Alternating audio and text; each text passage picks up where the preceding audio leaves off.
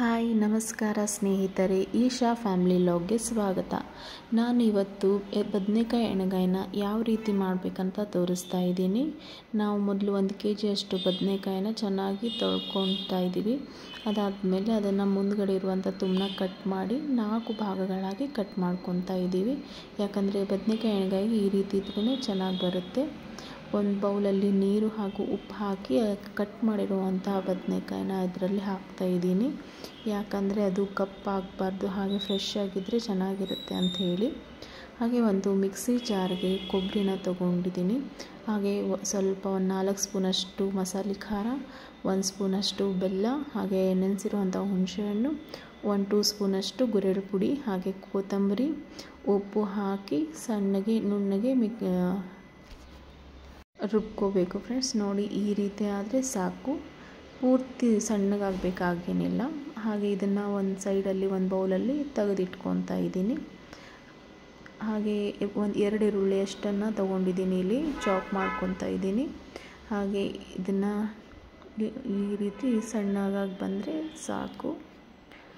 ಇದನ್ನು ನಾವು ರುಬ್ಬಿರುವಂತಹ ಮಿಶ್ರಣಕ್ಕೆ ಮಿಕ್ಸ್ ಮಾಡ್ಕೊತಾ ಇದ್ದೀನಿ. ಈರುಳ್ಳಿ ಹಾಗೂ 2 ಸ್ಪೂನಷ್ಟು ಗುರೆಳ್ಳು ಪುಡಿ ಹಾಕಿ ಚೆನ್ನಾಗಿ ಕೈಯಿಂದ ಮಿಕ್ಸ್ ಮಾಡ್ಕೋಬೇಕು ಫ್ರೆಂಡ್ಸ್. ನೋಡಿ, ಈ ರೀತಿಯಾಗಿ ಪೂರ್ತಿಯಾಗಿ ಮಿಕ್ಸ್ ಆಗಬೇಕದು, ಏನು ಈರುಳ್ಳಿ ಅದೆಲ್ಲ ಕಾಣಬಾರ್ದು, ನೀಟಾಗಿ ಮಿಕ್ಸ್ ಮಾಡ್ಕೋಬೇಕು. ಆಮೇಲೆ 4 ಭಾಗಗಳಾಗಿ ಕಟ್ ಮಾಡಿದ್ವಲ್ಲ ಆ ಬದನೆಕಾಯಿನಲ್ಲಿ ಈ ರೀತಿಯಾಗಿ ಪೂರ್ತಿ ತುಂಬಬೇಕು. ನೀಟಾಗಿ ಒಳಗಡೆ ಎಲ್ಲ ಹೋಗೋ ಹಾಗೆ ತುಂಬಿ ಇಟ್ಕೊತಾ ಇದ್ದೀನಿ. ನೋಡಿ, ಇವಾಗೆಲ್ಲನೂ ಬದನೆಕಾಯಿನ ಈ ರೀತಿ ತುಂಬ್ಕೊಂಡು ಇಟ್ಕೊಂಡಿದ್ದೀನಿ. ಹಾಗೆ ಒಂದು ಬೌಲಲ್ಲಿ ಒಂದು ಪಾತ್ರೆಯಲ್ಲಿ ಎಣ್ಣೆ ಹಾಕ್ಕೊಂಡಿದ್ದೀನಿ. ಅದಕ್ಕಾದಮೇಲೆ ಈರುಳ್ಳಿ ಹಾಕ್ಕೊತಾ ಇದ್ದೀನಿ. ಇದಕ್ಕೆ ಸಾಸಿವೆ ಜೀರಿಗೆ ಒಗ್ಗರಣೆಗೇನು ಹಾಕೋ ಅವಶ್ಯಕತೆ ಇಲ್ಲ, ಹಾಗೆ ಚೆನ್ನಾಗಿ ಬರುತ್ತೆ.